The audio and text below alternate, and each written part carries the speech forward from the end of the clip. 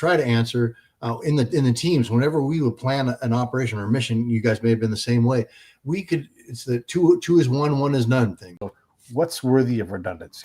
Well, I think that's going to be dependent on the individual person to a lot. The situation is going to dictate that, but to try to answer in the teams, whenever we would plan an operation or mission, you guys may have been the same way.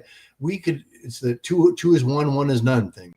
So these GPS units, ancient GPS units, if we were going to plan something, we were planning on using GPS, we had to have at least 2 operational with backup redundancies for the battery systems and all of that. So we had to have redundancies in order to even consider that. You can use it, but you can't plan it in unless you have redundancies. So I would use the same approach on what I'm doing. So with my food, how am I going to cook it? How am I going to prepare it? I make sure I'd have a couple different ways to do that. I've got a couple different ways to heat, to cook, a couple different ways to access clean, fresh drinking potable water. I've got a couple different ways really where I would be my most redundancies on this, because you stockpile stuff, you're pretty covered on your food, water, shelter. Then it would be communications, like with my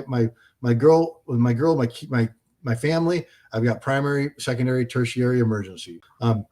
But communications for that, and for navigation, for how am I going to get someplace if I need to get someplace? How am I going to, even if you're bugging in, you're going to need to travel or have people travel to you. I would have redundancies on, my navigation plan, my communication plan would probably be the things that I would set up. But the primary ones I do immediately, aside from getting my food, water, shelter stockpiles set up, are my communications and my navigation.